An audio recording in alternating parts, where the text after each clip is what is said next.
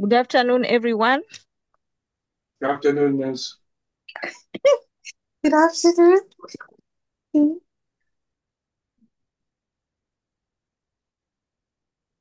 Thank you for joining this call for today's topic, which is a very important topic to all of us, not only as doctors, but also as parents, as caregivers, as guardians,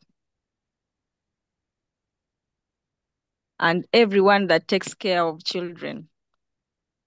As we know, we are the custodian of health, and this is an important topic because it does not only encompass health, but also parenting.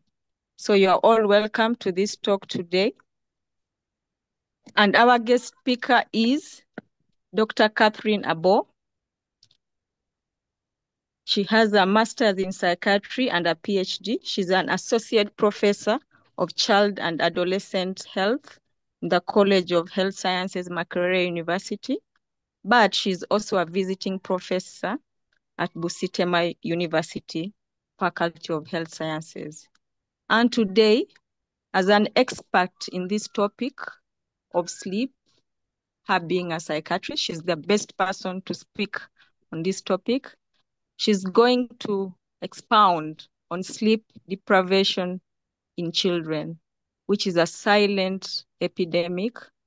And when we all come up to speak about it, maybe something can be done to save the future generation of something that can be prevented.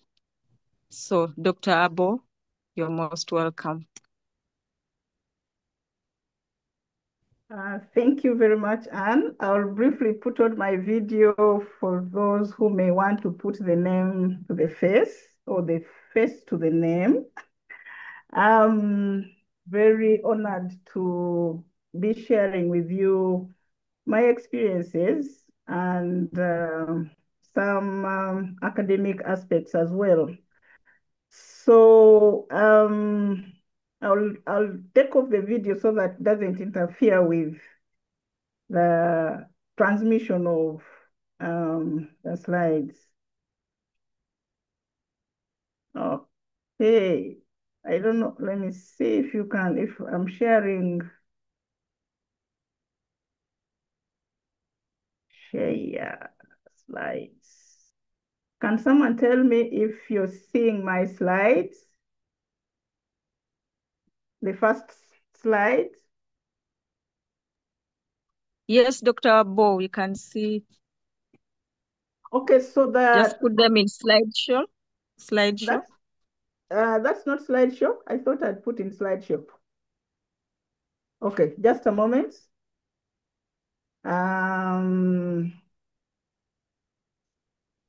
Slideshow.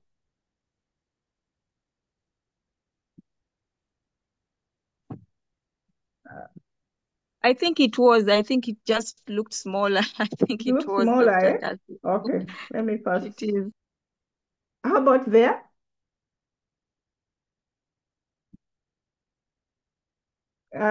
Is that okay? Yes, it's okay. All right. Thank you. Okay.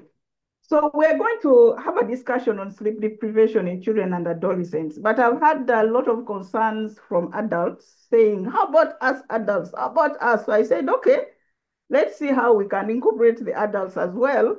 So the talk may not be purely on children and adolescents. After all, adults come from children, and then they get to adolescents, and then they become adults. No adult falls from heaven like manna. So I'd like to start my talk with some media concerns. The first one is about surging moral decadence worries Parliament. And this was published in October 2021. And another publication, Moral Collapse, responsible for Uganda's sorry state, from Nile Post, May 2022. And then in the New Vision, increasing cases of non-communicable diseases among children worry medics. This was August 2024. And in the Daily Monitor, Uganda faces rising burden of non-communicable diseases. And the last aspect of what I want to share with you, which I'm sure you also know, is that Uganda is failing to develop children's potential, and this was by World Bank. And it was a finding of the Human Capital Index study that reveals that a child born in Uganda today will only achieve 38% of their productive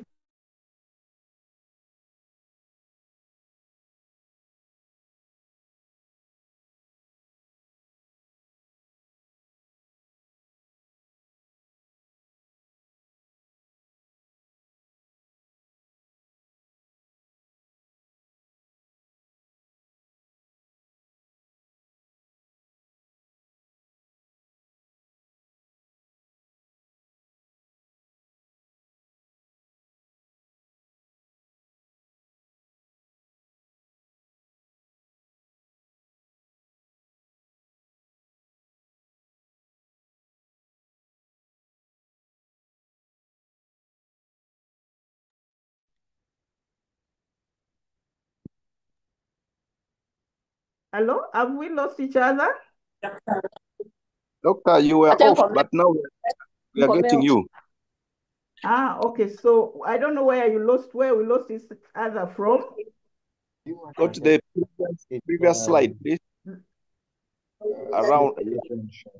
Okay, Yes. so yeah. So I was saying that this was the last of the media slides that I wanted to bring to your attention, that Uganda is failing to develop children's potential. And this was a World Bank finding of the Human Capital Index, which reveals that a child born in Uganda today will only achieve 38% of their productive potential in life, which is so absurd.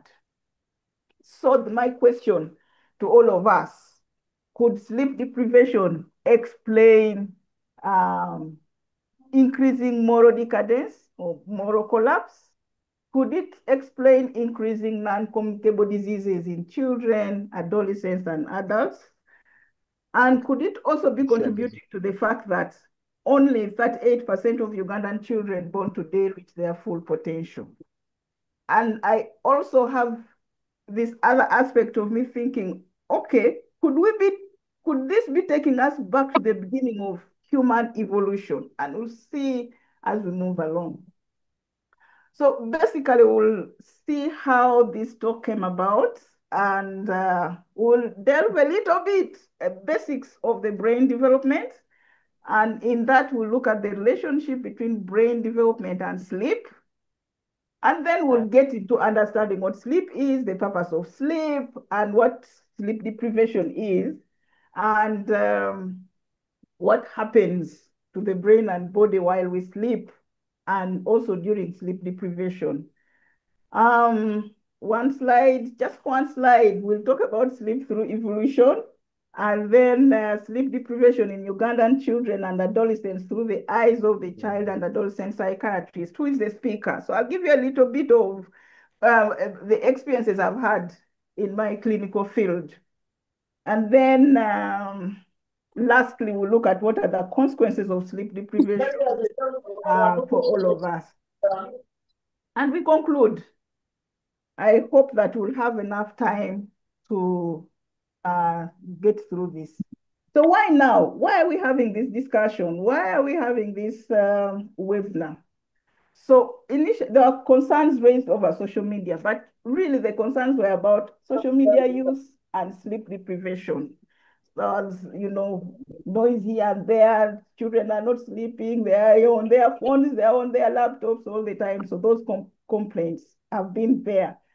But then the government has been trying to put like tough regulations on school learning hours, and they are concerned, and perhaps this is because they feel like children are not sleeping enough. And recently we've had uh,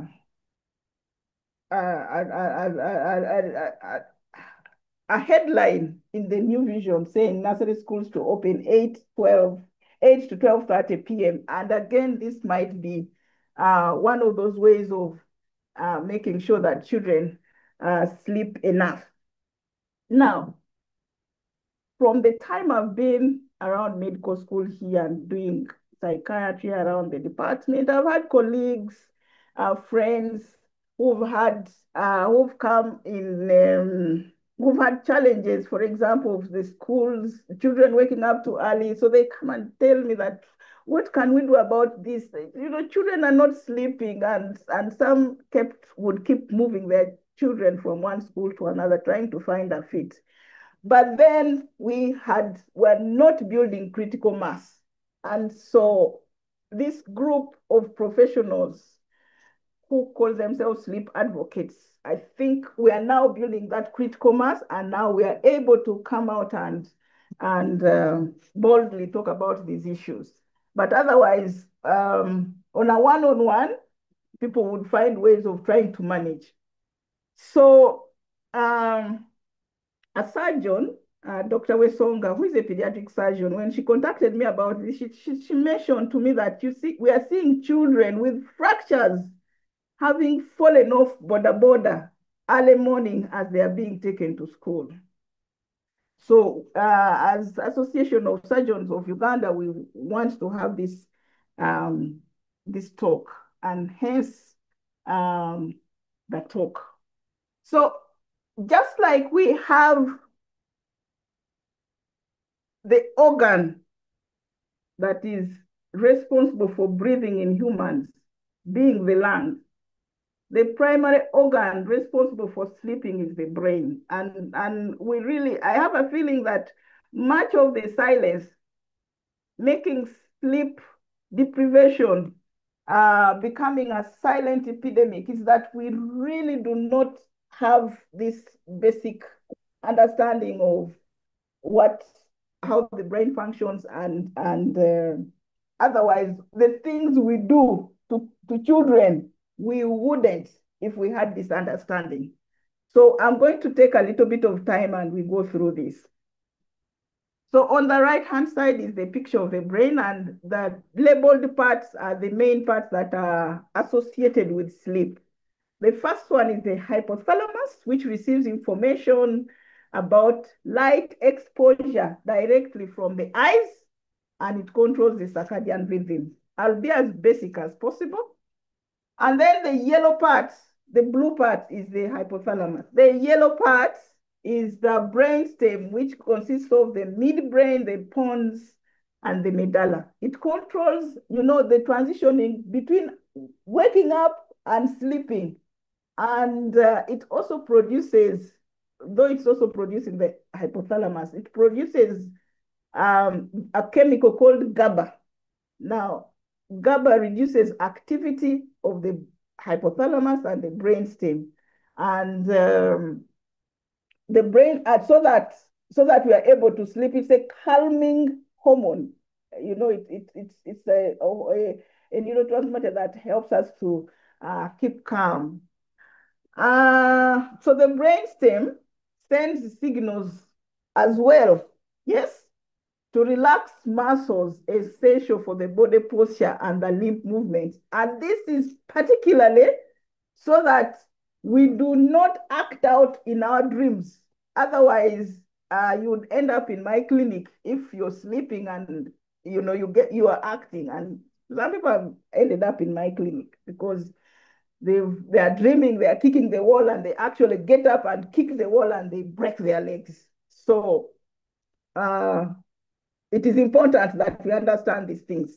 The other part is the thalamus. It's the body in between there, and it receives information from all the sensory organs, and then relays it to the upper part of the brain we call cerebral cortex.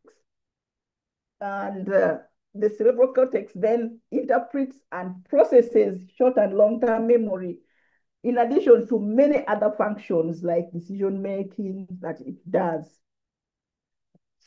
However, we shall look at the stages of sleep, but the thalamus becomes quiet, letting us tune out the external world. In the earlier stages of sleep, you get to bed and you're shutting down, and it's the thalamus actually becoming quiet. However, at the later, deeper end of sleep, this thalamus is active, sending the cerebral cortex images, sounds, and other sensations that fill our dreams. So the brain is actually not sleeping. It keeps working. And then there's another part called the pineal gland, which produces melatonin. And we know that when we want to enhance people's sleep, we give them melatonin as a supplement. We do not give them GABA enhancing drugs. We do not give them, because we don't want to put them to sleep, we want them to be able to sleep naturally. And then lastly is the amygdala, which is involved in processing emotions. It becomes increasingly active during the deep or the REM sleep, the last bit of sleep. So, having seen the parts of the brain that is responsible for sleep, let's look at the basics of human brain development. We're talking about children and adolescents, but this is important for us as adults as well. As early as 3 weeks of conception, the brain begins to form. And the raw material for the brain is the nerve cell called the neuron. And the picture is there of the neuron, you can see. Now, at birth, most of what we need, most of the neurons we need are already there. 1,100 billion neurons are already in place at birth. And this is most of what we need throughout our life. We don't need more. So my question to all of us, why don't I have newborns tuning in to this webinar and listening to me? If by birth we have 100 billion neurons, and this is what we need throughout our life. Please put your answer in the chats. I'm sure, I think the moderator must have has allowed you to put some to type in the chat. Put your answers there, and I'll ask the moderator to just read out, pick out 2 or 3 to read out loud for me.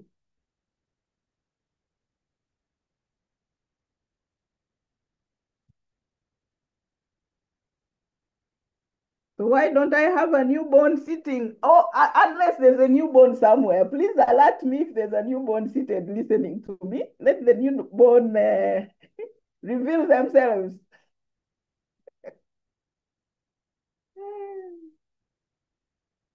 And do we have any responses?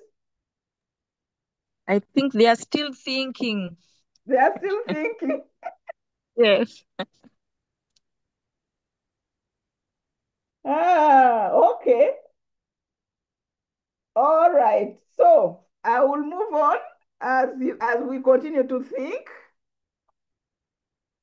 So the answer why we do not have a newborn tuning into this talk is because the neurons are not connected. It is the connection of the neurons that give the brain its function. Yes? So the neurons that newborn, they are waiting to connect. So you have neuron 1, neuron 2, and in between the neurons, there is a gap. That gap we call synapse. Yeah? So you can see the gap between the connecting neurons. And the synapses organize the brain by forming neuronal pathways.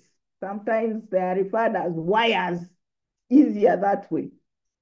So the synapses organize the brain to form wires that connect the parts of the brain, governing everything we do. There's nothing you do without this formation of neuronal pathways. Yes? Breathing, sleeping, thinking, feeling, talking, everything is governed by the neuronal pathways. Now, this slide shows you the synapse formation, and in the newborn, you can see how scattered it is. Let's look at 6 months. The newborn is only able to do the survival basics. You know, they are breathing, they are crying, they are pooing, they are, you know, survival. And that is it they are able to do. But at 6 months, we have a child who is now, they are infants, an infant who is now sitting, and when you call, they can turn, they are looking, and they are, you know, they are holding things in their hands. The connections have started. Yes? And then at 2 years, you see how thick that brain is, and that explains the terrible twos. If you've known about the terrible twos, it comes from this. Everything is just, you know, and this is the time they're saying, no, you know that they are asserting autonomy there. This is the explanation.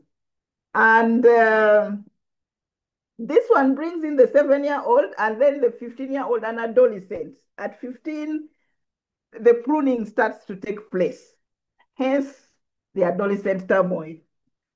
So, as the picture above shows, at birth, there are few connections between neurons. But by the time a child is 3 years old, the brain has formed about 1,000 trillion connections, about twice as many as adults have. So you ask, yes, where does the rest go? So a baby's brain is super dense, and will stay that way throughout the first decade of life. Beginning about age 11, a child's brain begins to get rid of extra connections that are not necessary, that are not being used. And this process is called pruning. Gradually making order out of a thick tangle of wires. Yes? And this process of gradually making order out of a thick tangle of wires can go on up to the age of averagely 24 years. And although we have some adults, by the way, at 30, you still see them pruning, they're still making way out of the thick tangle, but generally, 24 years, we expect that the remaining wiring is more powerful and efficient, and they can make decisions, they can, you know, they work, they can take care of themselves, their families, hence the adult brain that we expect to have. Okay, so the brain development does not just happen. There are essentials, there are aspects of what must be done, what must, from the external, from the environment. And the first one is secure attachments. And what is secure attachment? The feelings of trust, the feeling of safety, the feeling of comfort in relationships, a willingness to rely on others, a belief that one is loved and one is valued. That does not fall from heaven like manna. It also comes from the environment. So this is rooted in early childhood experiences where consistently sensitive, meaning you can pick up what the baby needs. Responsive, meaning you respond appropriately. And nurturing caregivers foster a sense of trust and confidence. And then on the other side, we have an adult who can regulate their emotions and feelings because they had secure attachment.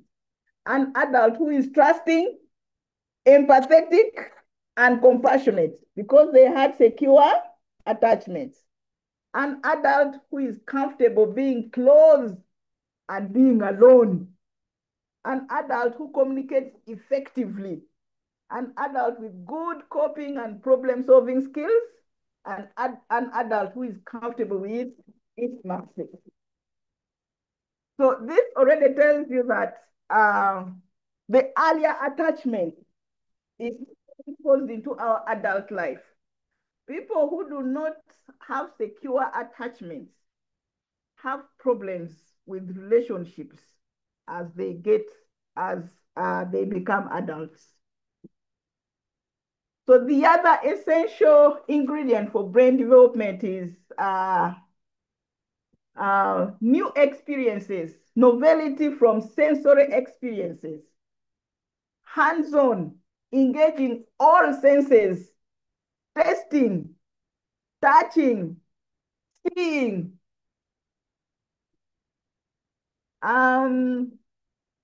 hearing, smelling, and then activities. These connections, these experiences stimulate connections. You remember the connections earlier we talked about? Again, these connections do not fall from heaven like manna. They are from the environment that the newborn finds themselves in. So these connections again form our habits, thoughts, consciousness, memory, and our mind. Now, for us to just have an idea that different parts of the brain need different stimulations, and there's what we call the sensitive period, the period over which the brain might find it difficult to develop if it does not get the stimulation at that time. We already talked about the brainstem, and it's the survival aspect of the brain. And we said by birth it is developed. So it will be too late for us to begin saying, building up the brainstem at birth, because this should be right from conception, actually, before conception. Sometimes we have to advise mothers that if they've had issues having babies with neurodevelopmental problems, the risk of having another child with a neurodevelopmental problem increases. So we tell them 6 months before pregnancy of your next baby, please take care of your nutrition, prepare your body, take folate, 6 months before, reduce on stress, and that has to continue until you give birth. There we are taking care of the brainstem. And then, of course, after birth, that baby must feel safe emotionally and physically. If a child is frightened or stressed, the brain goes into survival mode. You will only develop the brainstem, and the rest of the parts of the brain does not develop, because the brain develops bottom up, from the brainstem to the midbrain and then to the top. But if the brainstem is not feeling safe, the other parts of the brain will not develop. We shall just pick one more other part and then we move on. Let's pick the prefrontal cortex, and that is judgment. Responsible for judgments. Develops around 12 to 22 years. And here the adolescent is saying, give me choices give choices when the child is calm. They can't make choices when they are stressed or upset. Talk to your child about plans. Plan together.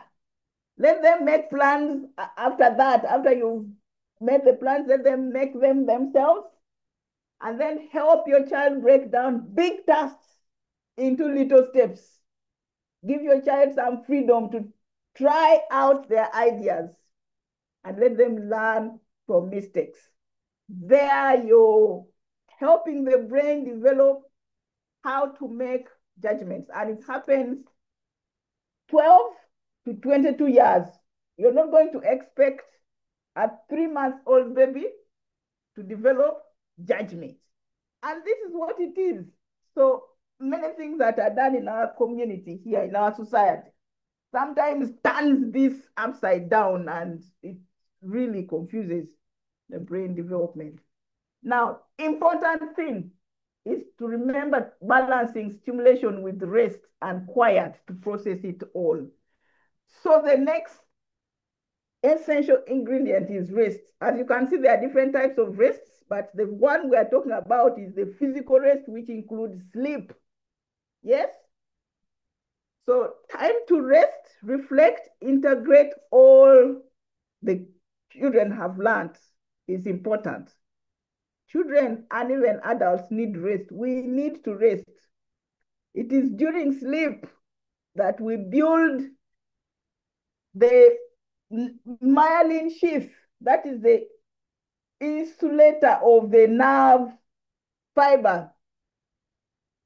And this myelin sheath insulates our nerve pathways, helping us to access information more quickly and efficiently, and helps us to efficiently apply that knowledge to new situations. So you can see how when children are not sleeping and they become adults, these days there's a lot of complaint of Gen Zs, you know. You still have to teach them because they are not efficiently applying the knowledge to new situations. Probably because their myelin sheath has not been developed to insulate the nerve pathways. Lastly, as essential for brain development is doing it again and again, which builds mastery. Doing something for the first time makes a connection, as we've seen. Doing it again strengthens the connection, and doing it again in a different setting strengthens that connection and also makes connection in this new setting. So combining the activity with another deepens understanding. So for example, let's think of a child learning to walk. They fall again and again until there's that aha moment from the mother particularly. It happens. But then they still stumble, even when the mother now thinks the child is, they still stumble and wobble along for a while. But the more they walk, and the more different surfaces they touch, they walk on. They're walking on the tiles, they're walking in mud outside, the sand, you know, they step on some stones, the better they get at it. So you're using all the senses here to stimulate the connections that are responsible for the walking. Okay, I already talked about this, that the brain develops bottom up. If the brainstem is not settled, the midbrain will not develop, the person will be so dysregulated, and the upper part will not develop. So what about the adult brain? We must note that brain development is a lifelong project in many aspects.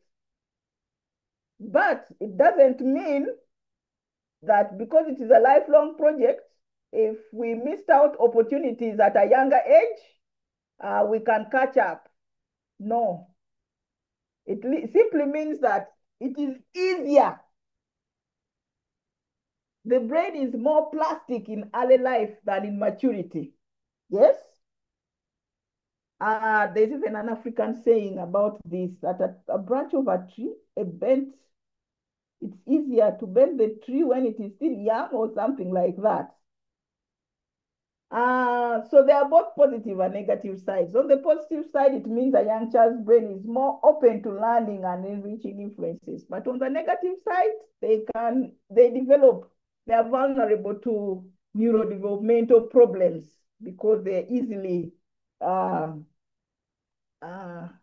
get affected they absorb things, and for that matter, usually when we see children, rarely do we find them having one problem or one disorder. It's the rule rather than the exception that they will have multiple problems. Just to emphasize, the brain of an infant, you see the sheath, it's almost, and then here the insulation is there. Later on, we'll see what happens. These are just some quotes that reinforces what I've been saying, that the illiterate of the 21st century will not be those who cannot read and write. Indeed, they will be able to read and write. But those who cannot learn and learn and relearn. And so if we are not going to be able to sleep so that we are able to learn and relearn, we shall actually, be that illiterate. Yeah. So what is sleep? What is our understanding of sleep? Again, can I have some responses? And did I have some responses there about the newborn not listening to me? Yes, we had, but I think none of them got it right.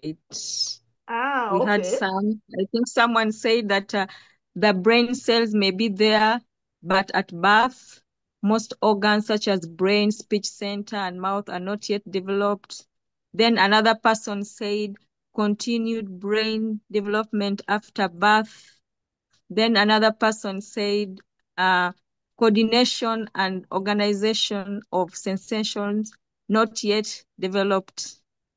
So yes, but now we have learned it's because there are no connections, so none got them right. Okay. So can we have, sorry, and there are some people who are sending me messages that they are not able to join, and they're also calling, but I can't pick up a phone. So I don't know. Let me Yes, I'm yes. actually trying to reach our IT guy because we should have more than 100, but it's like they have given us 100 limit cap. So I don't know, but we are trying to work on it. Yes, I cannot admit anyone after 100. And actually, we have very many people in the waiting room. So they are all asking if we can have the recording. So, Yeah, but they are we are sending me recording, messages, yes. but I can't. Yeah. It's being recorded, eh? Yes. I've been informed that there is a link on Twitter. They can join because Twitter, I think, can accommodate as many as possible. A link on Twitter, eh? Yes. Okay, let me send that message.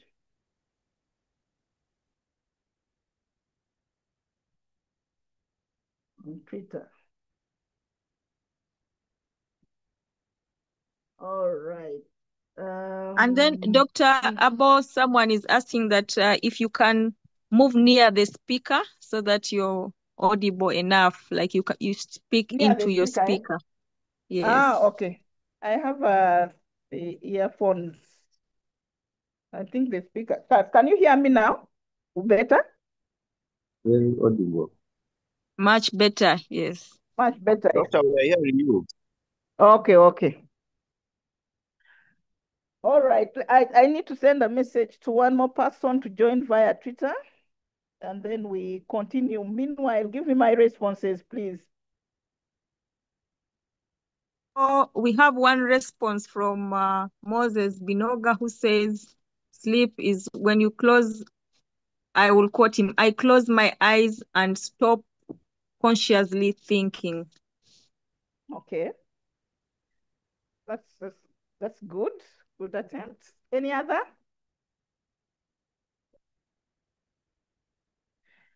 All right. So there are what we call characteristics of sleep. And it's a period of reduced physical activity, It's associated with a posture of lying down with eyes closed in humans. I think some animals sleep with one eye open or something like that, but in humans, we sleep with our eyes closed.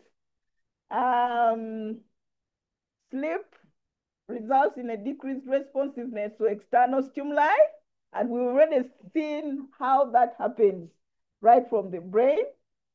And then it's a state that is relatively easy to reverse. Sleep is not being in coma. This distinguishes sleep from other states of reduced consciousness, such as being in coma or hibernating. So sleep is like hunger and eating, and then sleepiness and sleep. We acknowledge that sleep makes us feel better. I don't know if there's anyone who wakes up and says, I have slept and I'm not happy, I don't have it. If you've slept well, we feel more energetic, we are alert, we are happier and better able to function following a good night's sleep. And we are ready to face the day. Yes? Oh, So there. sleeping and eating are both life-sustaining activities. Hunger is a Wait for him. protective mechanism that has evolved to ensure that we It's consume the nutrients our bodies require Patricia, to grow, to repair tissues, Patricia, can you mute, please? Can you mute yourself? Patricia Komuhanji, please mute. and to function properly. Now, both eating and sleeping are regulated by powerful internal drives. Going without food produces the uncomfortable sensation of hunger, while going without sleep makes us feel overwhelmingly sleepy.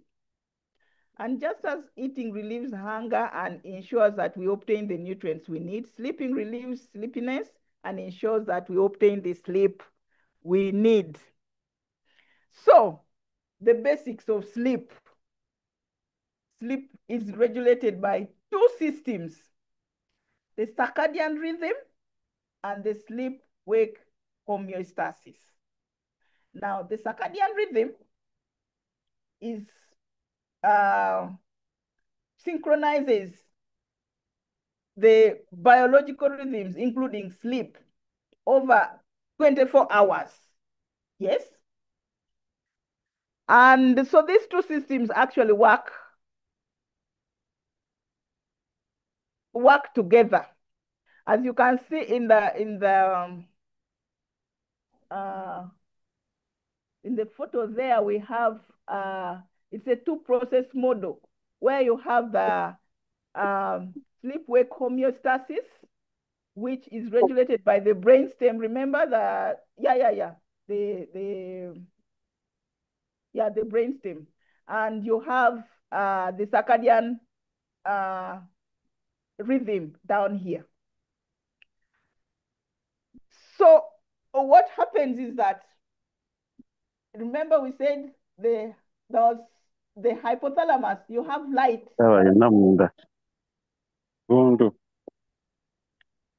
signals. It's signaled by the hypothalamus, and it produces serotonin, causing us to feel energized.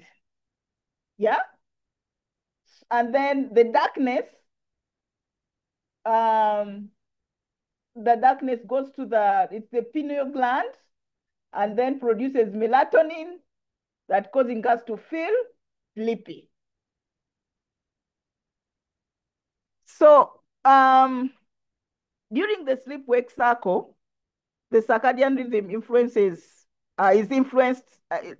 the sleep-wake cycle is influenced by the circadian rhythm. And during that time, there is hormone release, eating habits and digestion changes, body temperature, and then other bodily functions. And on the other side, we have explanation of roughly what happens in the hours of the night with our bodies. Let's start at noon. I don't know if there's someone also who feels when it comes to noon, you feel like there's some sleep that wants to come. And actually, some people do take naps. And around that time. But we wake up. When do we wake up? Let's see. Let's start from 6 a.m. Around 6:45 minutes later, blood pressure rises, at that point. The sharpest blood pressure rises around that time. And then around 7:30, the secretion of melatonin stops because it's now light, and melatonin secretion starts with darkness. Darkness stimulates it. Then highest alert, around noon there, you might be feeling sleepy. Then you have your best coordination that time, fastest reaction time, and it goes on and on and on with different things happening. This is important because if you're not going to sleep, or you're going to sleep shorter hours, you're going to cut off some of this and it won't help much. So many of us,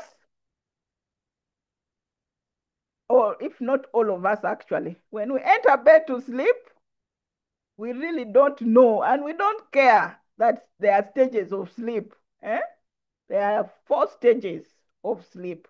For us, we enter, close your eyes, sleep catches your eyes, and it takes you. The next time you wake up, the bladder is full. Go to the bathroom with eyes closed, but because it's your room, you know where to pass. You don't want anything to disturb your sleep. Empty your bladder, go back, continue to sleep until morning. But there are these stages that happen where we start from stage 1, entering sleep. The brain slows down, your muscles relax. And this is stage 1. Only takes a few minutes, about 10 to 15 minutes. You're in that stage. Sometimes you feel like you're floating, but sleep is taking you. Then you get into light sleep, stage 2. It's a little deeper than the stage 1. And here the brain is restoring your brain's network and consolidating memories. This point here. The heart rate and the body temperature decline. This takes about half of your time sleeping at that stage 2. Then you drift into stage 3, which is the deepest sleep, the most restorative phase in which damaged tissue is repaired, including the brain. Body muscles and bones are developed. Now, if you're not going to reach this stage because you're cutting sleep short, how are the muscles and bones going to develop? The length of stage is about 20 to 40 minutes initially, but as it becomes less and less as the night progresses. It's also in this deep sleep where the hormones are released, toxins removed, and the memory is consolidated. Particularly, we'll see later that this toxin removal, research has found that Alzheimer's dementia is associated with inadequate sleep. And why is that so? The proteins that collect, amyloid proteins, they are called, should be flushed off during sleep. And in pathology, they are amyloid, they form these proteins called amyloid plaques in Alzheimer's disease. So if in your midlife, 45, let's say 40, 45, 50, 55, you're having less than 6 hours of sleep continuously, you have a 30% chance of developing dementia when you get to 60, 70, 80. Reason, you're collecting amyloid proteins instead of flushing them out. Then we move into stage 4, Deep sleep is stage 3. We go to stage 4. Is also called the rapid eye movement, the REM. We talked about it earlier. Stage 1, 2, 3 is the non-REM, non-rapid eye movement stage. So in stage 4, we have increased brain activity that facilitates memory, learning, creativity. And in here we have vivid dreams. And remember we said what stops the vivid dreams from what stops an individual from acting out the vivid dreams? It's because the brain sends information to the muscles that they need to relax while you're dreaming. Yes? And this happens, it varies. The length of stage varies throughout the night. So the stages of sleep takes place 4 to 6 times a night, each cycle lasting about, so from stage 1, stage 2, stage 3, stage 4 can go up to 90 minutes. And then the next stage 1, stage 2, stage like that, up until you get 4 to 6 times. That is the healthy sleep cycle. Yes, so different stages, different sleep stages play distinct roles in brain development. REM sleep particularly is important for consolidating memories and strengthening neuronal connections, while the non-REM sleep may be crucial for synaptic pruning, removing unnecessary connections. So you see naturally how adolescents sleep more. They sleep more. Naturally, they should be sleeping more than when they are little. Some can even go up to 9 hours because the pruning is taking place and it has to be allowed to take place. Now, what's the purpose of sleep? Why do we sleep? It's a complex, we can't put a finger that this is why we sleep, but there are processes, biological processes that we know take place while we sleep. And what are these?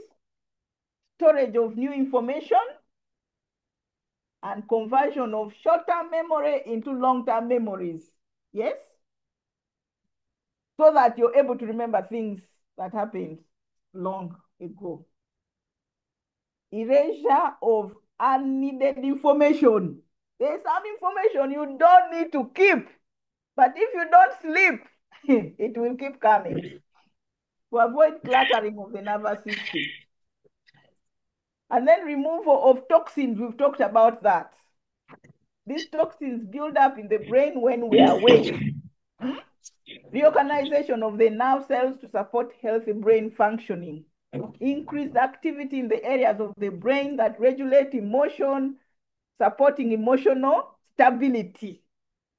Production of certain antibodies and immune cells that fight infection and inflammation. Regulation of hunger hormones. So in brief, sleep helps us to recover, it helps us to reset, and it repairs. Very important. We have a quote here. Sleep is that golden chain that ties health and our bodies together, by Thomas Dekker. Now, many times people ask, what is the recommended hours of sleep? And this has been determined through research that this is what we need. So you can see the dark green area. I hope you can see the screen, the dark green area, and then the light green area, and the white area. Newborn, we expect newborn 0 to 3 months to sleep 14 to 17 hours. But there are variations. There are those who might sleep 13 hours, 12 hours, or there are those who might sleep more, 18, 19. So the colored areas, what you look at. Infants, 4 to 12 months should sleep 12, 15 hours. Toddlers, 11, 14 hours. Preschool, they should sleep 10 to 13 hours. That is 3 to 5 years. School age, they should sleep 9 to 11 hours. Teenage, 8 to 10 hours. Young adult, 7 to 9 hours. Adults, and you can see adults there, 26 to 64, 7 to 9 hours. I already mentioned that research has shown adults who sleep 6 hours, less than 6 hours, have an increased risk of developing dementia. And then old age, 7 to 8 hours. The white area, no-go area, not recommended. Yes, so we need to note that while we have these recommended hours of sleep, there are some adults, not children and adolescents, adults who are receiving slightly more or less and may still be achieving healthy and adequate sleep. The children, their hours need to remain, the children and the adolescents, but they are still growing. The amount of sleep one requires varies depending on the age we've seen and individual needs, but we also need to mention that many aspects of sleep are genetically determined, that these are not many in terms of individuals who need a few hours of sleep and they still remain healthy and functional. So there are identification of genes that make some people cope more easily with lack of sleep. And this is what I usually tell parents when their children, they bring their children to me and the child is not coping with the school schedule. And then the parent would ask, how come other children are there and it is this one who is not coping? I said, but people, we are different. There are those who can easily cope with the current issues, but there are those who will not. They will, you want to bury your child? Oh, no. Okay, let's see how we can support this child to cope. So the two aspects of sleep is sleep quantity and sleep quality. The hours measure how much we sleep, while how well we sleep is the quality. So sleep quality refers to how well and restful someone sleeps, encompassing aspects like falling asleep, staying asleep, feeling refreshed upon waking up. And indeed, these are the questions we ask. Well, you will see in my experience that we take a schedule of the 24 hours for children that we see. And so we ask them, how easy do they fall asleep? Do they stay asleep the whole night or they keep waking up? Do they feel refreshed upon waking up? And there we are assessing quality other than the time. And these are the individual aspects of sleep quality. You need to fall asleep within 30 minutes of getting to bed. But if you're going to stay there, yeah, you know, sometimes the only way to tell that you've taken 1 hour without falling asleep is actually being there, and that then you check on the clock and it is, you know, you entered bed at 10 and it's now midnight. So 2 hours you haven't fallen asleep.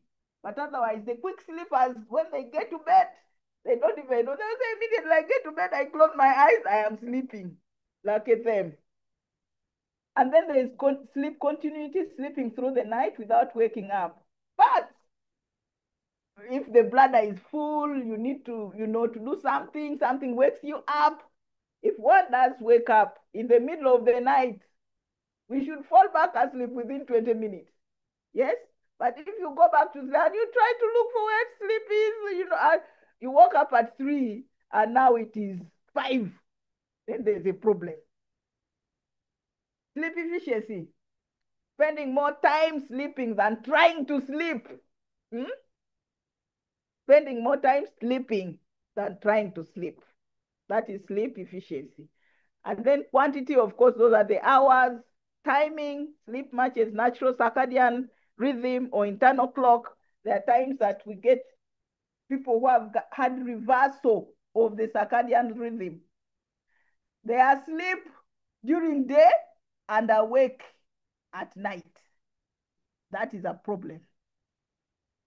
Alertness during waking hours, feeling rested and refreshed when one has woken up and have energy and full cognitive capacity throughout the day. And then feeling satisfied with sleep. Sleep satisfaction is with one is getting every night. Yeah. Are you satisfied with the sleep you're getting every night? Okay. I want to pause here and check if there are questions in the chat line so far. Questions? Yes, Dr. Abbo, we have Yes. some questions. Yes, I'll please. read out some. Yes. So we have a question from Flavia. Yes. Oh, okay, let me start with Jonathan Sechito. Yes. Jonathan is asking, is sleep during day catered for in the recommended hours of sleep? Is it helpful? Okay. That's a good question. So, in order for us to enhance our night sleep, we should resist sleeping during day or napping during day so that the night sleep is enhanced. If you must nap during day, it should be less than 30 minutes. Yeah? But if that is what you have in terms of opportunity to sleep, it's better than nothing. I don't know whether you get me. That given the background of from the beginning of the talk, that daylight or sunlight stimulates production of serotonin that keeps us energetic and alert during day. And darkness stimulates production of melatonin that brings sleep. Hmm? So given that rhythm, we will see that one of the things that we need to do in terms of keeping um, uh, sleep healthy is having a schedule, a sleep schedule, so that we try as much as possible. But if it is all you have, it's better than not sleeping at all. If you're not going to sleep at night because you're on duty and the day is what you have, it is better than not sleeping. But from the biological point of view, you get issues and there are health issues related to shift working because of that. Yeah. So the recommendation is that if you must sleep, it should be less than 30 minutes so that you enhance your night sleep. Any other question? It seems like the other questions were all related to what you've just explained. Okay. Let me look for another one here. Thank you, Dr. Catherine. About sleeping during the day, do you recommend it for children? I think that is what you have already. Children Yes. 4 to 10 years. So we So can go this way, back to that, to this yes. here. Children 4 to 10 years. So we are talking about, okay, they need to have about 9 to 11 hours or thereabout or more. Okay, 10, let's say 10 to 11, let's say 10 to 13 hours. Let's say here, 10 to 13 hours of sleep. Now, if a child of 4 years gets to bed at 8 and wakes up at 7, how many hours are those?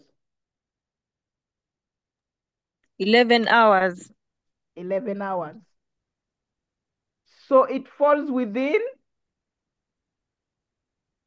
the 10 to 13 hours, isn't it? So they do not necessarily, they do not necessarily have to sleep. If a child is not sleeping, and they are keeping their sleep for the night, 4 to 10 years, it's okay. But the younger ones, of course, sleep will take them. The night is not enough. So during day, they will sleep. Any other question? Yes, Dr. Abbo, we have another question. Rukundo Dennis is asking, why is it that chronic alcohol consumers find it difficult to catch sleep with a sober mind? Okay, chronic alcohol consumers find it difficult to sleep without taking alcohol. So, yes. Okay, I'll go back. There was a slide in the initial, I want to get back to that slide. I think it's this one here. So we at this point, we say the brainstem controls the transitions between wake and sleep. And sleep promoting cells produce GABA. So the brainstem has GABA. Both the brainstem and the hypothalamus have GABA that reduces activity of the hypothalamus and the brainstem. Now, GABA is a calming neurotransmitter. There is excitatory and inhibitory. So it inhibits us. We calm down and when GABA is produced. Now, alcohol is a GABA enhancer. Yes? Alcohol enhances GABA. And so it causes one to be in that state of calm. Alcohol puts people to sleep. And anything that works the way alcohol works, including benzodiazepines, puts people to sleep and not enhance natural sleep. So when people who take alcohol chronically, that means their brain cells now acknowledge alcohol as that calming substance instead of GABA, and it's not natural. So now their GABA, if they've not taken the alcohol, their GABA is not going to work. So now the brain is used to alcohol, and that is why they need alcohol in order to sleep, because it's now alcohol that is going to do the work of GABA. Does that make sense? Yes, Yeah. Dr. Abbo. Yes. And clinically, if we are going to help people detox or withdraw from alcohol, we use substances that work as alcohol, and those are GABA enhancers. In reducing amounts, so we'll use benzodiazepam in reducing amounts, so that now the brain begins to use its own GABA to get to sleep. Okay. Yes, Any Dr. other Abbo, there is question? one more question. There is one Okay. more question from Patricia. Patricia is asking, how can Ministry of Health give this information to Ministry of Education? Okay. I think we are beginning, and I think that the sleep advocates are going to include many more other interested parties, including people from Ministry of Education, people who know the powers that be. Yes. And I think with that, then we are going to be able to reach the ministry. But the ministry, from my understanding, they seem to have been trying,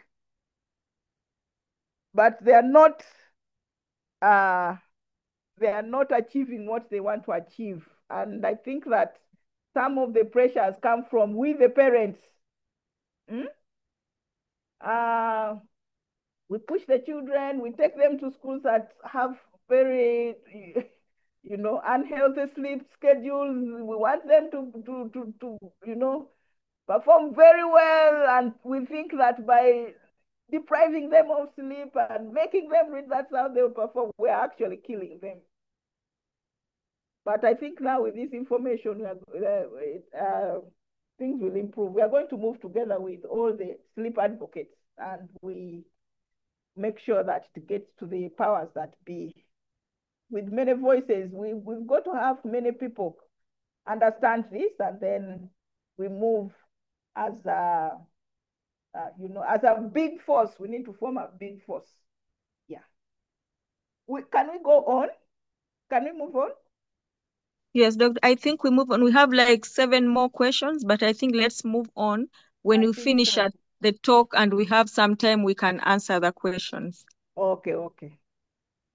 So let's move on to the sleep deprivation. The sleep experts want to call it sleep insufficiency. They want to reserve the term sleep deprivation for going a whole night without sleep, or sleeping very little for 1 or 2 nights, and then you get back your sleep. So that's what they want to call sleep deprivation. But generally, when people talk about sleep deprivation, they are actually meaning sleep insufficiency. And when a person experiences sleep insufficiency, they either sleep for a shorter amount of time than their body requires to stay healthy. Your body requires 8 hours to stay healthy, and you're sleeping 4 hours. And they have low quality sleep due to sleep disruptions. And then we need to make note that sleep insufficiency is not insomnia. Sleep insufficiency, a person is physically able to sleep enough, and there are signs and symptoms of sleep insufficiency, but their schedule does not allow it, or for some other reason they aren't given the opportunity to sleep. There's no opportunity to sleep. But insomnia, a person has ample opportunity to sleep, but they struggle to fall asleep, they struggle to stay asleep, or they have both. You're struggling to fall asleep and you're struggling to stay asleep. That is insomnia. Now, there's proper definition of sleep insufficiency by International Classification of Sleep Disorders. And it's defined as a curtailed sleep pattern that has persisted for at least 3 months for most days of the week. So most days of the week means 3 days, 4 days, 5 days. Yeah. Complaints of sleepiness during day. I am dozing, I doze during day. And these questions we ask, how long has this been going on when you're not getting enough sleep? And they will tell you, for the last 6 months. Do you feel asleep during day? Do you feel sleepy during day? Yeah, they feel sleepy during day. But then when they sleep, they resolve the sleepiness. You know, a resolution of sleepiness complaints is shown to follow an extension of total sleep time. So if you've had your total sleep time, it resolves the sleepiness that happens during day. And then for those that have frequently occurring episodes of insufficient sleep, they are associated with the experience of unfavorable mental and physical well-being. You can't think straight, you know, you're moody, your body, you have no energy. So those are the accompanying unfavorable mental and physical well-being. So we ask ourselves, what causes sleep deprivation and sleeping? So for this talk, let's just call it sleep deprivation. But in essence, we are talking about sleep insufficiency. So there are many factors that contribute to sleep deprivation. Poor sleep habits play a role in falling short on sleep. An inconsistent sleep schedule. Today you enter bed at midnight and you're waking up at 10 a.m. Tomorrow you're entering at 8 p.m. and waking up at 4 a.m. So that inconsistency is going to cause you fall short on sleep. So you have long day naps, the use of digital devices before bedding, and a noisy or bright sleep environment. Remember the light and the darkness. And then, of course, for we who work, the work hours, the pressure of work, pressure of achieving, the pressure of, the academics, they can stay up to 6 a.m. And then we are proud about it. You know, yesterday I was up until 6 and I'm like, do you know what you're doing to yourself? But anyway, that is what has been going on. And then the school schedule, social obligations, wedding meetings, weddings, the weekends, catching up, OBs, OGs, and you stay awake until midnight or even in the morning, social obligations. But also, the other aspect of that social obligation is the marital obligation. But that one, we'll talk about it another time. It shouldn't disrupt, shouldn't interfere with your hours of sleep. You can plan very well. And then consumption of substances. Someone has already asked that question. Caffeine, alcohol, nicotine.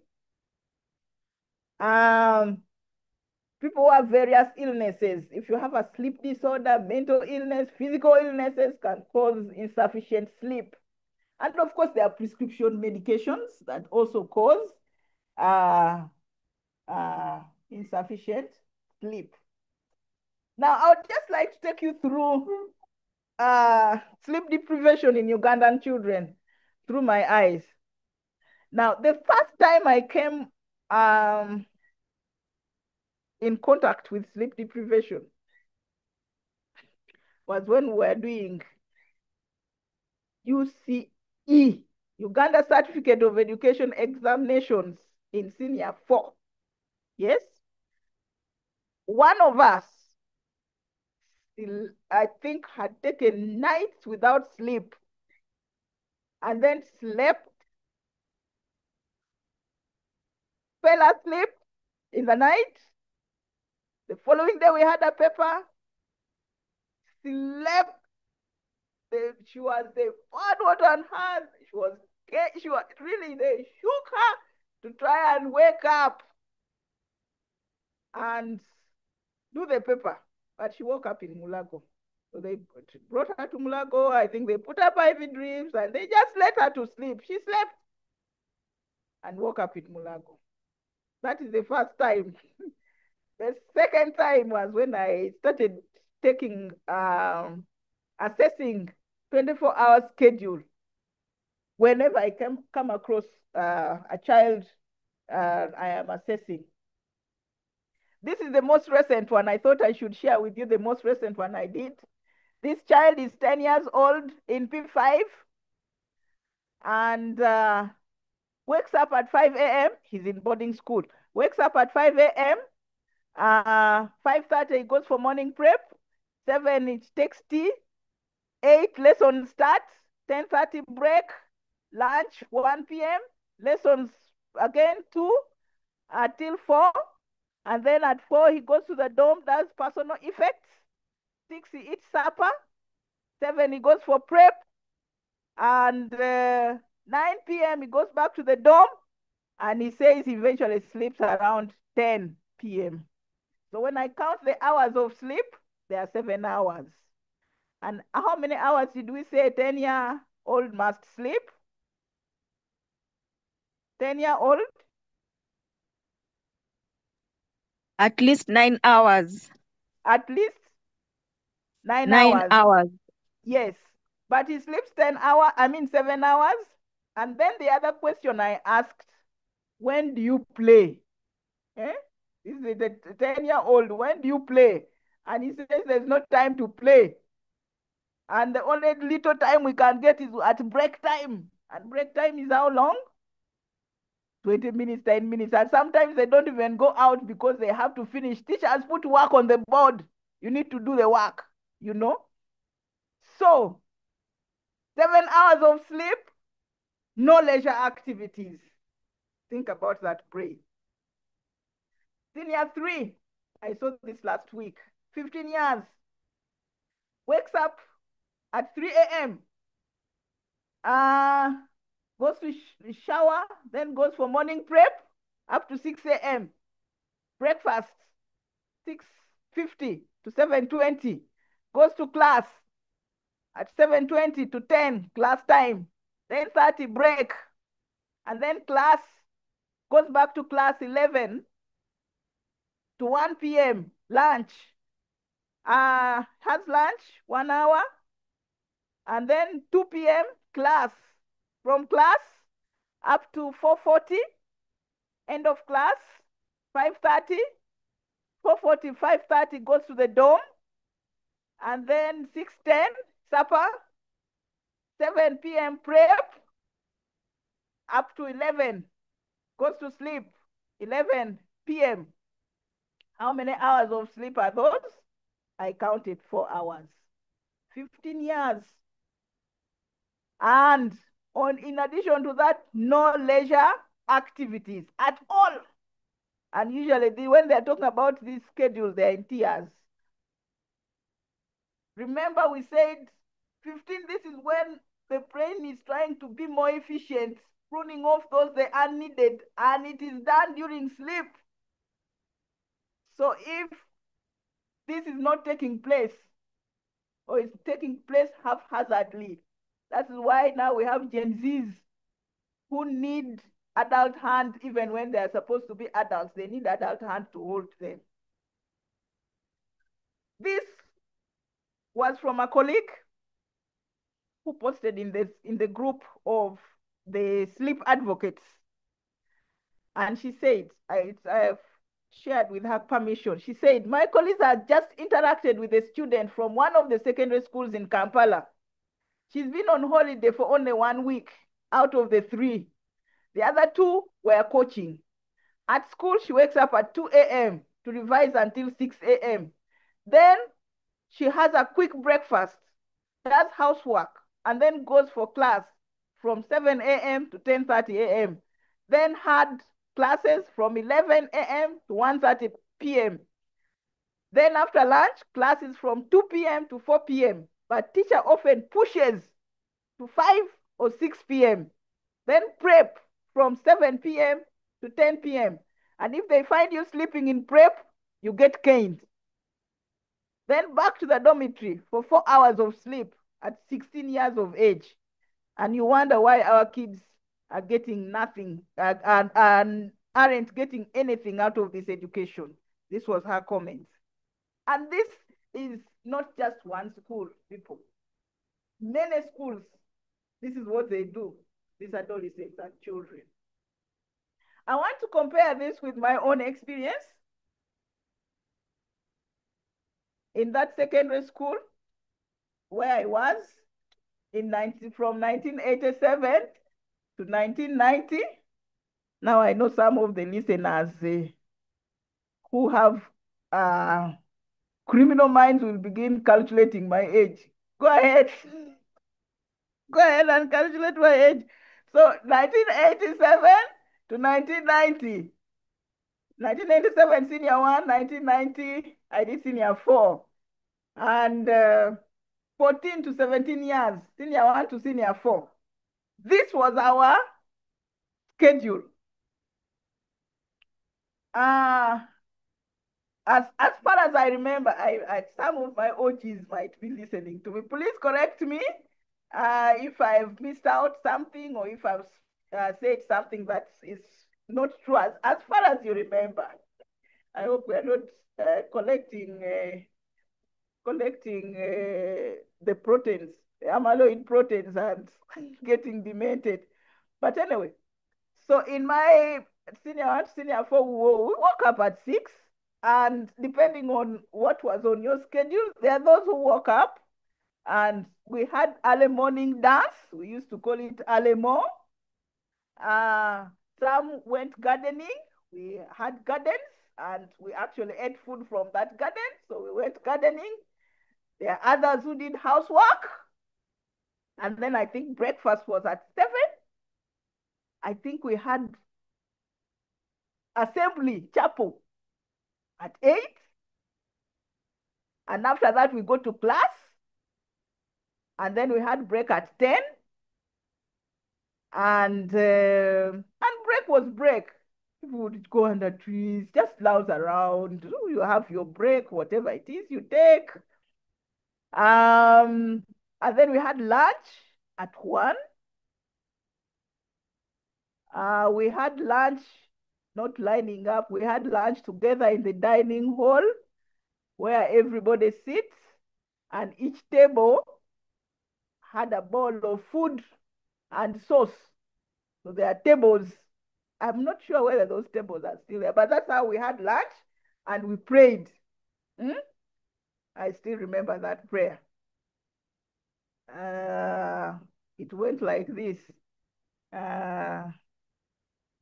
Hey, I have forgotten. Someone will remind me of that prayer. Bless the food that we're about to eat. Yeah. And then lunch was up to 2, then we went to class. End of class, I think, was 4 p.m. After 4, we had sports, we had leisure activity, we had, all people, different people were singing, those who would want to go and pray in chapel, a lot of leisure activities. And then I think 6 p.m. we had supper. And then we had evening prep. I think that ended up like 9, and 10 we slept. So we had at least 8 hours of sleep, plus leisure activities, plus no class over the weekend. The weekend was, just activities generally. That was about the weekend.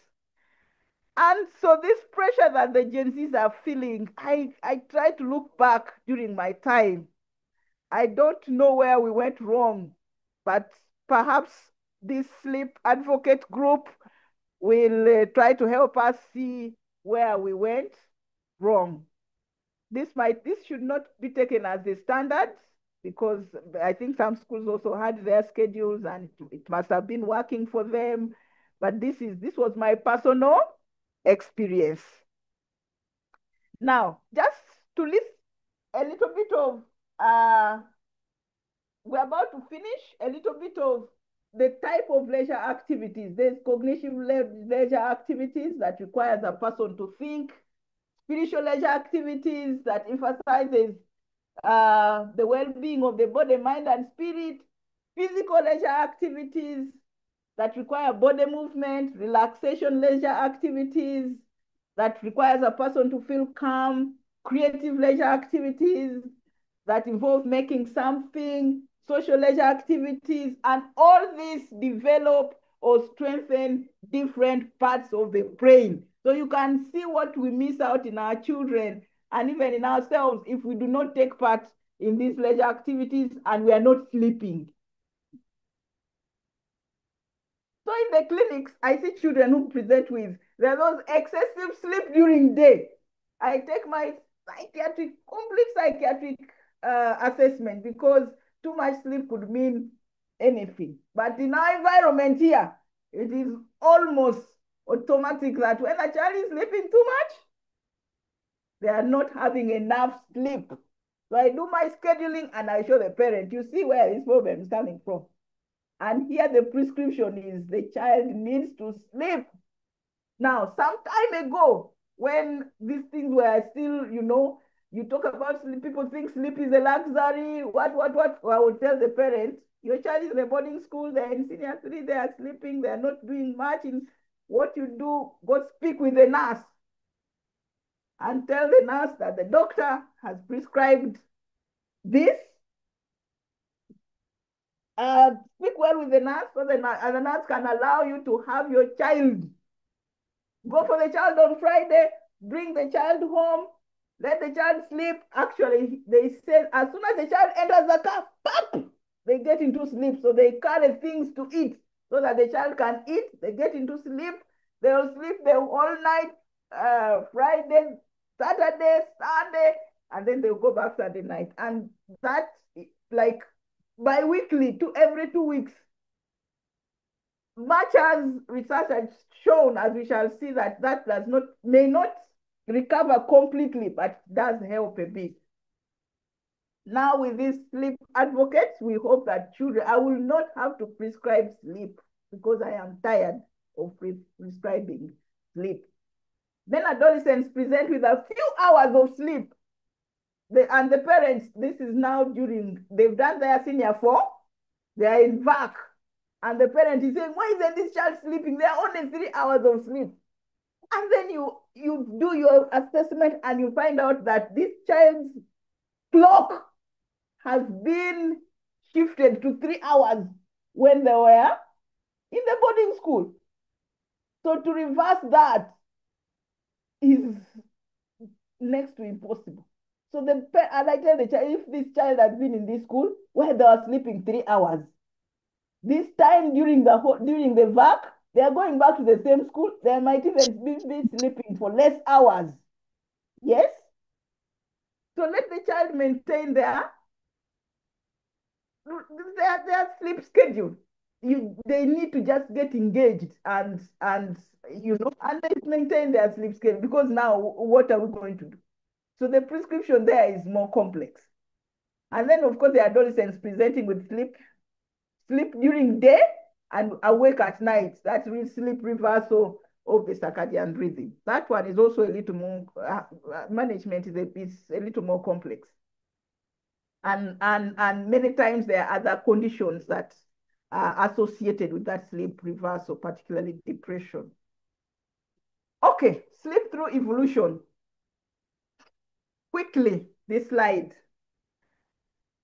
Pre-hominid is when humans started becoming humans.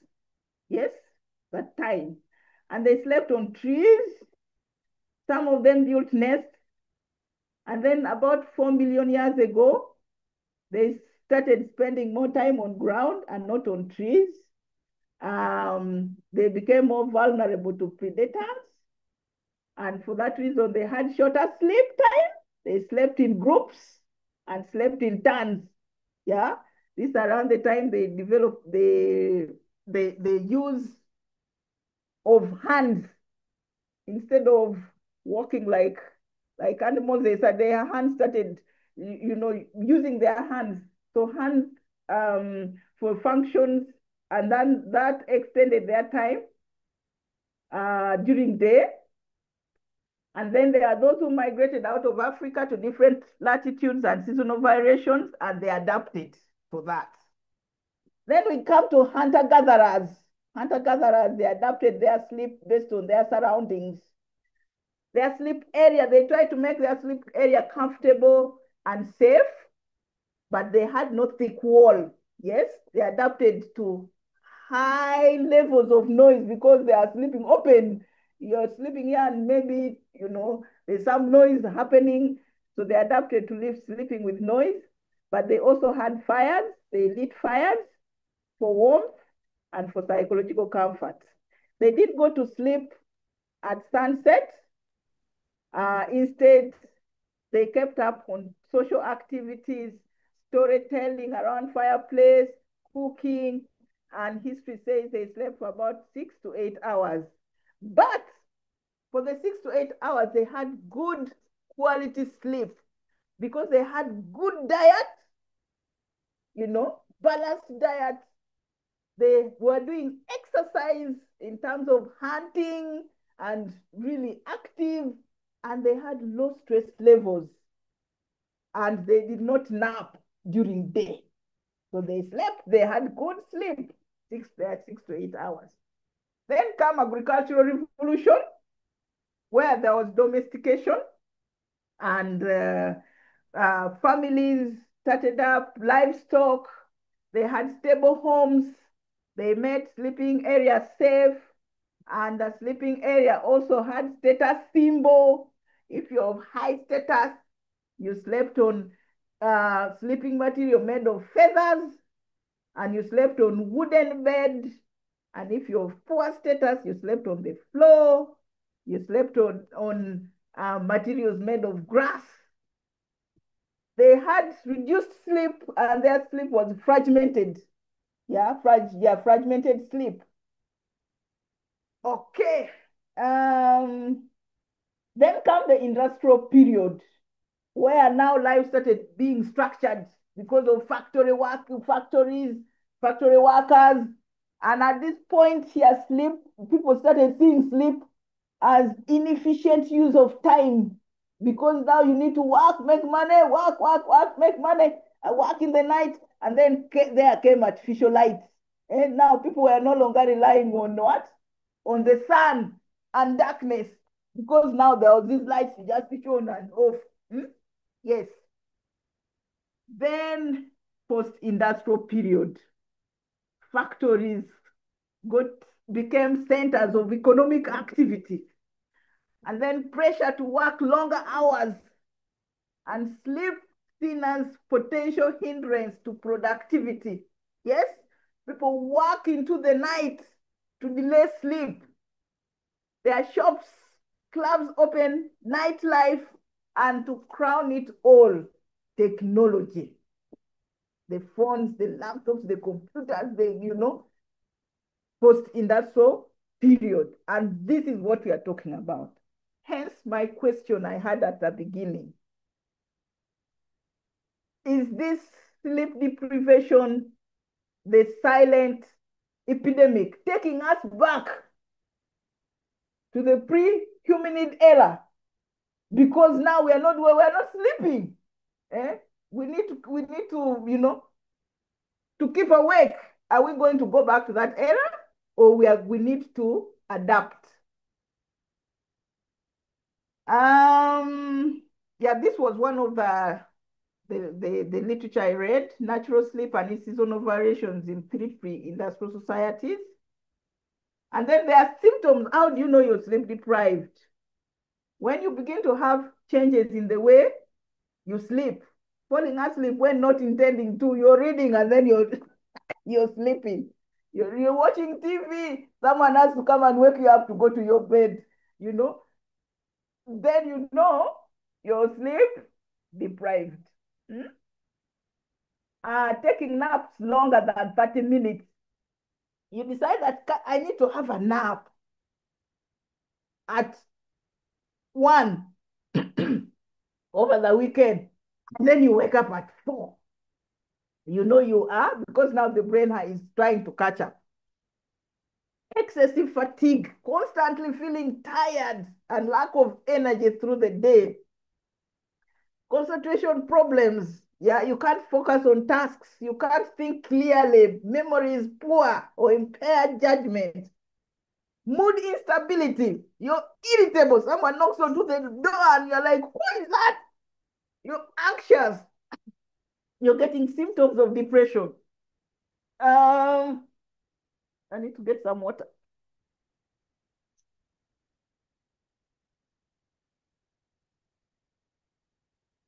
Physical symptoms. We see frequent headaches. Headaches in children, adolescents, adults, and then people sum it up as stress. Yet it is a sleep problem. Weakened immune system.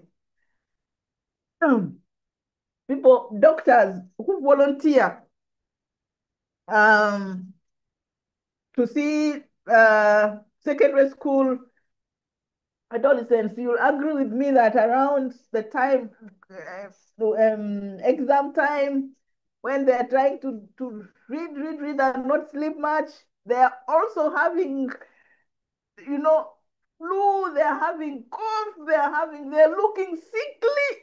The immunity has been weakened. Increased risk of heart disease, weight gain, recurrent illness, and then sleep disturbances, trouble falling asleep. Because if you've not been sleeping, you might have problems falling asleep, staying asleep, or waking up feeling unrested. And then, of course, decreased performance. All right. So some of them are sleep deprivation symptoms that we talked about. This just tells you what happens. You fall on your laptop. So we are ending with the consequences of sleep deprivation and sleep insufficiency. We acknowledge that most people don't get enough sleep. People stay up all night to study, to work, to have fun.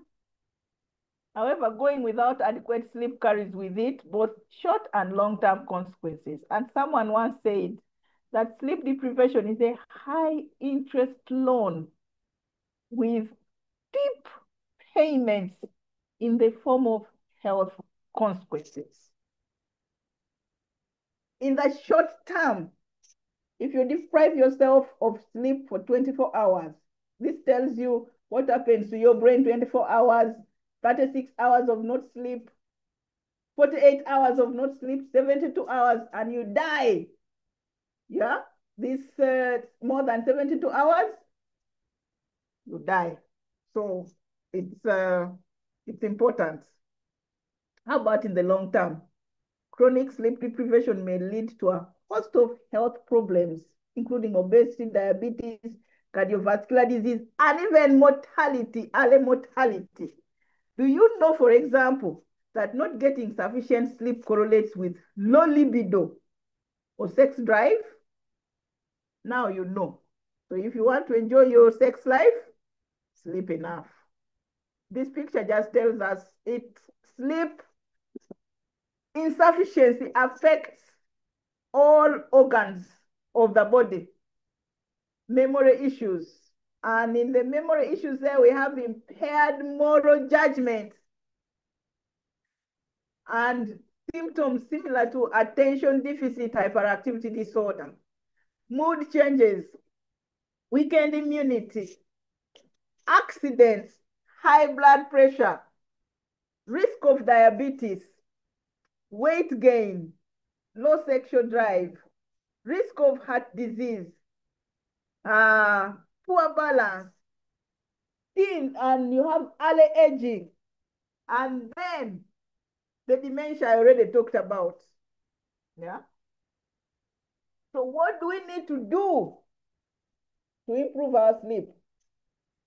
We must prioritize sleep and not work and not fun and not. The challenge is there are different age categories. And going through these age categories myself, I get to a point where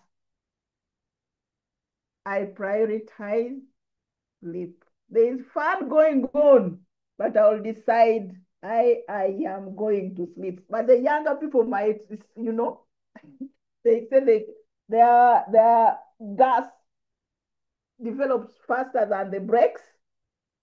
You saw the frontal lobe, and so that decision making, sometimes prioritizing becomes a problem. But where the system is aiding lack of prioritization, we must speak up. Bed and wake times, keep this consistent. go to bed and wake up at the fairly same time. Even on weekends, ensure you get enough sleep. This will help you maintain a good circadian rhythm. Remember the sun and the darkness. Yes? Time allocated for sleep. You've seen that you need to sleep for at least 8 hours. Have a bedtime routine. Sometimes we call them bedtime ritual. What do you do just 1 hour before you sleep? Maintain quiet, steady bedtime routine. Some people pray, others listen to quiet music. This puts us in the right frame of mind to sleep. But I can tell you, including myself, it is our cell phones in our hands before we sleep, which activates the brain cells. You know, the blue light of the screens actually inhibits the production of melatonin. The sleep environment, if possible, try to make it comfortable as much as possible. But even when it is not comfortable, which is subjective anyway, people still sleep when sleep comes. Yes? Sunlight, get frequent sunlight exposure during the day. This supports a healthy circadian rhythm. But you find we leave our house at 6 before the sun comes back out.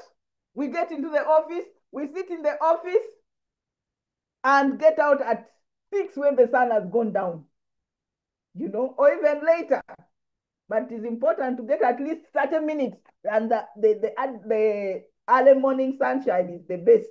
Yeah, that one that comes, that, you know, even you enjoy the sweetness of it when you intentionally put yourself under that sun. But if you're not able to expose yourself to the sun, open the windows. And again, you find our windows have first the inner curtain, it's called the lining, and then the thick. So you need to, in the day, open so that you get that, you know, that light that comes in. Avoid, do physical activity, very important to improve sleep at night. Avoid things that will disrupt your sleep, like alcohol. We already talked about it. Napping should be less than 30 minutes per day. Avoid napping in the late afternoon or evening. Napping frequently and longer than 30 minutes can reduce sleep duration at night and result in disrupted night sleep. Caffeine, you know the effects. I'm not going into electronic devices, TVs, smartphones, tablets, computers. Blue light emitted from electronic devices can interfere with melatonin levels, a hormone that makes you feel sleepy at night and is essential for regulation of the day and night pattern. So how do we manage sleep deprivation? First, we must take a thorough history. And when they come to us, we need to rule out mental illness because sometimes, as we mentioned, sleep deprivation is sometimes mistaken to be insomnia. So we really must take thorough psychiatric evaluation, and then we make a diagnosis of what the problem is, and then we give appropriate intervention. And so what we talk about is practicing good sleep hygiene, like what I've gone through. Medications, we avoid GABA enhancing drugs because it puts you to sleep and does not enhance your sleep. Rarely, when someone has gone without sleep for a very long time, and you see that that is for me when I put them on sleep medication that puts them to sleep because they must sleep. But otherwise, I always use melatonin as a supplement. So sleep therapies might be needed. It's important to do lifestyle adjustments, professional support, and some may need surgery. I get children who are suspected to have ADHD, hyperactive all over the place. I do my assessment and I find, oh, earlier on in their life, they were snoring. And they are still snoring. What does that mean? They are having inadequate sleep. Yes? And we already mentioned that inadequate sleep might present as ADHD, attention deficit hyperactivity disorder. In these children, I tell them, you need to go and see an ENT surgeon who will decide who will check and see what is there. Tonsils, adenoids, remove them, and then I see you 3 months after the surgery. And many times when they come back 3 months after the surgery, my role is done. I don't need to do anything. Yeah. So tackling sleep deprivation is essential for safeguarding health and well-being. Now, briefly about catch-up sleep, because I know many of us, we talk about, well, sleep, I'll catch up over the weekend, and then you catch up. After sleep deprivation, does it work? It only gives partial restoration, research has found. Partially restores some cognitive and physical functions, but it may not fully reverse the damage caused by sleep deprivation. And so we must advocate that children must sleep, because that might be the reason why Ugandan children only reach 38% of their full potential when they grow up as an adult. That is not my research, it's World Bank that stated that. And this sleep deprivation could be contributing greatly to that. Metabolic disruptions. We've talked about this. Metabolic dysregulation induced by sleep deprivation, is not fully reversed. Frontal lobe function only partially restored after recovery. After recovery sleep, only partially restored. Insulin sensitivity and weight gain doesn't prevent the insulin sensitivity and weight gain, but can result from sleep loss. And then circadian rhythm disruption, attempting to catch up on sleep in a single block, like a long weekend, might disrupt the body's natural circadian rhythm, potentially causing more harm than good. So even the weekend, sleep roughly same time and wake up roughly the same time. Even if the night before you'd stayed up, the following night, please try to keep that and keep catching up in bits. This is what I was saying. Gradual approach. It's generally recommended to gradually increase on sleep time to address sleep debt, rather than attempting to catch up on a large amount of sleep at once.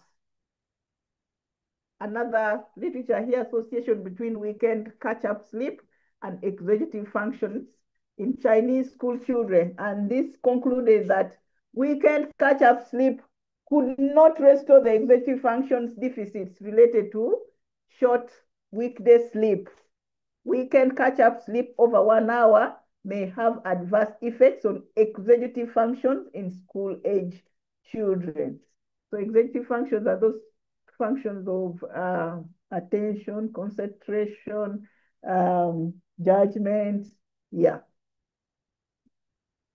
Lastly, sleep banking, a strategy of accumulating extra sleep before a period of anticipated sleep loss.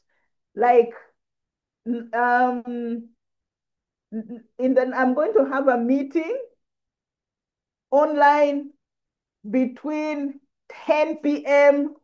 and 3 a.m. because I am in a meeting with other people in other parts of the world, and that is their day. Now for them, they are during day, me at night. So I decide the night, 2 nights before, I deposit extra sleep. So before you anticipate needed loss, less sleep, get extra sleep by sleeping more hours than usual. The extra sleep can help reduce the impact of sleep deprivation during the period of reduced sleep. But remember, for children and even for adults, this is not sleep credit. It's not like a bank. Yes, it's not saving up sleep so that you use it later. No, it is not like that.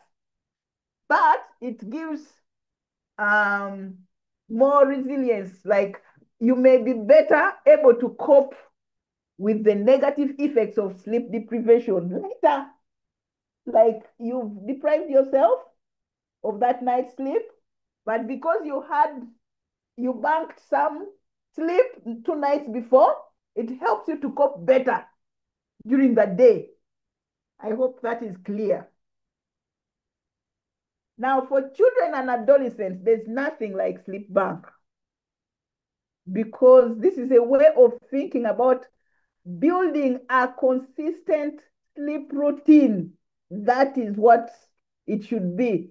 Consistent sleep routine to ensure a child gets the recommended amount of sleep, preventing sleep debt, and promoting overall well-being.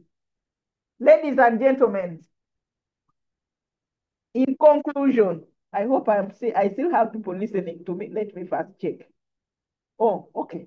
Yes, we've come to the conclusion.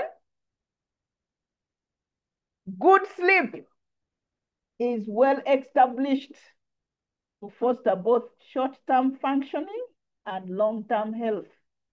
And this is where the ultimate success of the campaign to raise public awareness will rely on conveying rationale for the recognition of the need for adequate restorative sleep, not only in our lives, but in the lives of children, adolescents, born and unborn. Treating sleep as a priority. Sleep is not a luxury. Sleep is like eating. We must treat sleep as a priority rather than a luxury. May be an important step in preventing a number of chronic medical conditions, as we've seen. Just this morning, was it this morning or yesterday, I had in Luganda News, speaking Luganda is not one of my strengths, but I had in the Luganda News, the Director General talking about increasing non-communicable diseases, particularly diabetes. I don't know, someone else must have had that.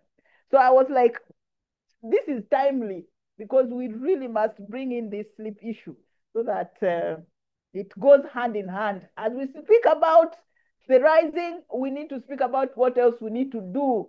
And one of them, we must sleep. Millions of years of adaptation, environmental changes, technological advancements, countless shifts in human behavior. This has shaped the way man has evolved, or humans have evolved, from the time of pre-hominid up to the time of post-industrial area. So this shaped, and it's shaped by the challenges they went through, but they kept innovating. If we go back to that line, you will see that from the beginning, they kept innovating on how to cope with the challenges of each era. Can we, as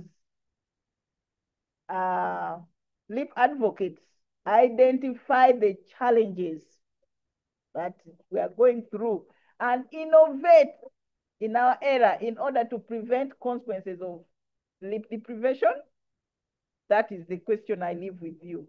And in that school where I went to, they had similar challenges and parents were murmuring about children waking up at 3 to shower because there are no showers, because But right now, a child who wakes up or a student who wakes up at 3 to shower will wake up at 3 to shower because not because there are no showers, because they've built more showers, they've innovated and put up another dormitory because the challenges are there. Many people now want to go to school. Many people want good schools for their children. And so we parents keep, we don't think about these other aspects of having no space. You find a space that is supposed to contain 1 acre, it has 3 acres because parents have, and also that perhaps the school also wants to get in more. Anyway, it's a two-way thing.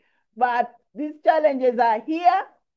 It shouldn't be at the expense of sleep because we know that there are consequences of not sleeping adequately. So we must innovate in our era in order to prevent consequences of sleep deprivation. Those are the references I have. Thank you very much for listening to me. Thank you so much, Dr. Abbo. This is very, very, very, it is huge. I even have no words. Actually, I think the time is not enough. Usually in our series, once we go beyond 5, we have like less than 10% of participants, but we still have more than 90% of participants still online. That just means how important this topic is. I think we need like a seminar, Dr. Abbo, where we do like 1 week. This is not enough. But thank you very much. And I just ask you to stay with us for some few minutes because we have questions on the chat and I would like to read them out. And just to add on your voice on the people listening that you should be the sleep advocate in your community, in your house, in your home. Advocate for sleep for your own children. The ministry is not going to do that. The government is not going to do that. All these problems have of jam, of school pressures, of PLE, they are not going to go away. So it is up to you in your own space to advocate for sleep for your own children. As Dr. Abbo has told you that there is no catch-up phase. Once the brain has stopped growing at 11 years, you cannot catch up. So if you want your brain of the children to grow to the maximum potential, advocate for sleep for your children. For adults, I think maybe it might be late already. So let's concentrate on the children. Now, Dr. Abbo, we have a question from her name is let me see here.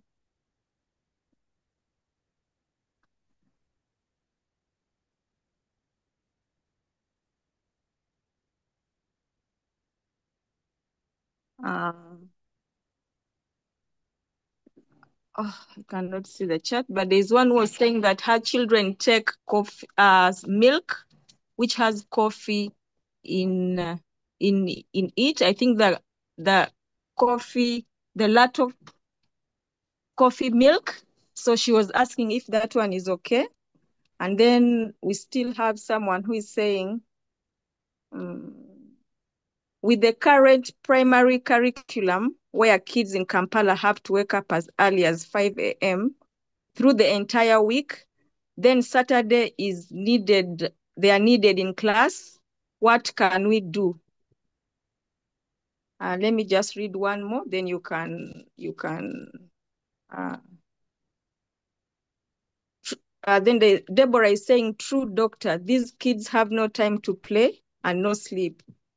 How can Ministry of Health support Ministry of Education? I think, Dr. Abbo, you can take those ones up first. Okay. Thank you very much. Latto milk coffee, the packed one, because there's Latto milk that is flavored, and students usually take them to school. I know of the vanilla, strawberry, different flavors, chocolate. But I've not seen coffee. I'm hearing this for the first time because I get interested actually and try to look around and see what is there on the shelf. And if it is there and we confirm that it is coffee in the milk, it is not recommended for a developing brain to take coffee. Because you're jeopardizing the development of the brain by giving a stimulant. Coffee is a stimulant.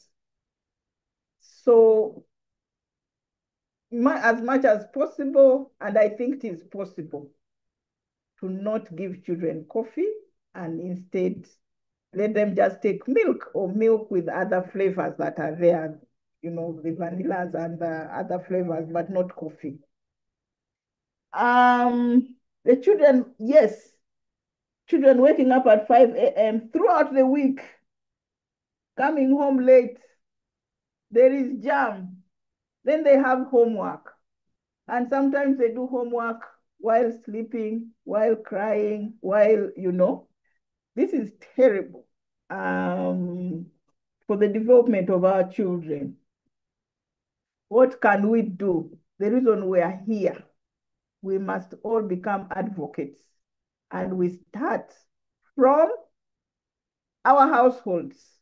Now, means of education attempted and said, take your children near where you stay. And I remember one of my colleagues actually said, the children will go to school near her. And that's what the child wakes up at 8, actually, between 8:30, and then they walk down to the school, and then they come back. And I can tell you that these children, one of them is now a doctor, and the other one is an engineer. Very, well-behaved children. So the ministry said, take children next, and only they are trying to say these children need to sleep. But we parents, and because the system has, the way the system has evolved and is so stiff, but I'm sure that we shall have a breakthrough, that each one of us will be enlightened and will be doing the right thing. That other slide I shared from a WhatsApp group, someone followed and said that there's a parent who actually changed schools and put the child near to a school where especially with now this O-level curriculum, the current curriculum, which is practical based, and the child needs to utilize the day, and that is it. And they should be able to go on with life and become who they want to become. So let's continue advocating, but for now, the best thing to do is to try and find a school where your child will have enough sleep. Yeah. And then time to play, time to sleep. Still the same thing. The schedule has to, in there, it must have time to play and time to sleep. Some schools that may not be offering the Ugandan curriculum.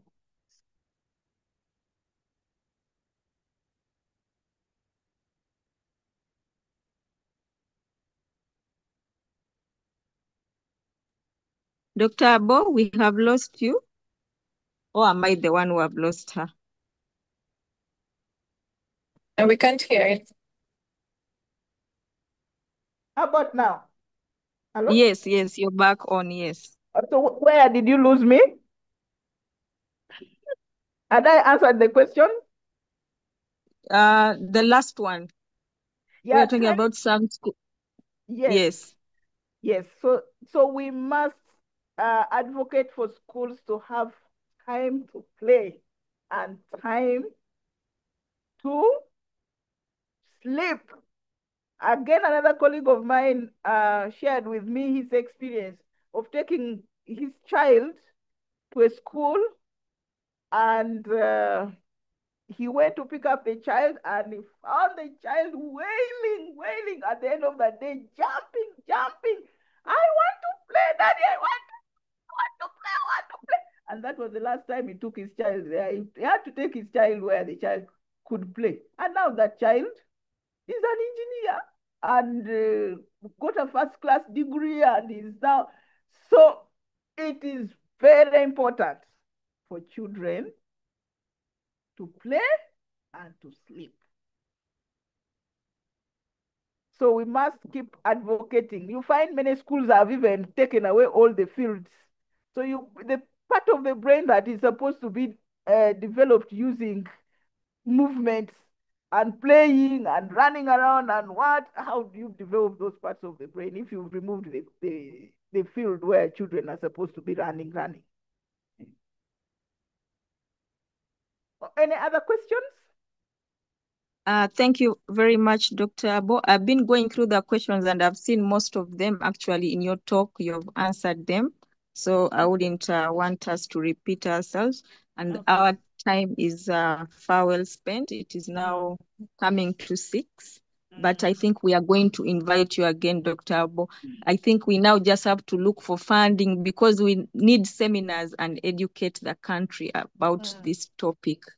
So anyone listening, if you have some gamba nogu, please let us be sleep advocates. Let's get some funding. Let's educate the country about this. We might not change much, but we might change that parent who might now take this thing seriously. It is a very big matter, as Dr. Abbo has explained. Don't underestimate the power of sleep and play in a growing mind. In a child, we should not underestimate that. So I want to thank you, all of you, for joining us and being patient up to this time. And a big applause to Dr. Abbo. Thank you so much for honoring our invitation and giving us very interesting topic. I'm going to put my number on the chat now. Just if you want CPD points, I think because I didn't take before, you just inbox me your UMDPC number, and then I'll add you on the CBD points. So I'm just going to type on the chat now my number, and then you can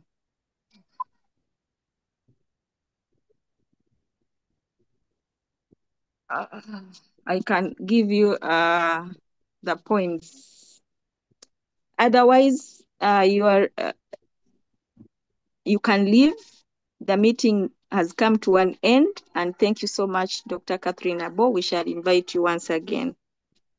Thank you very much.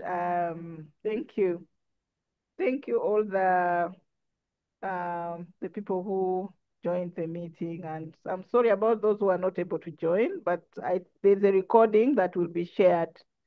Thank you, and bye-bye.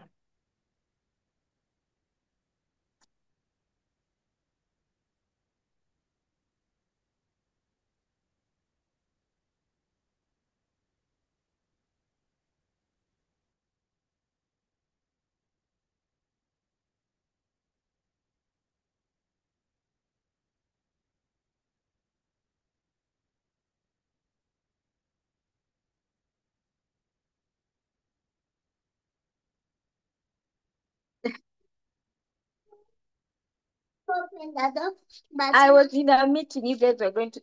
You're smart. Mommy. What? Can I see?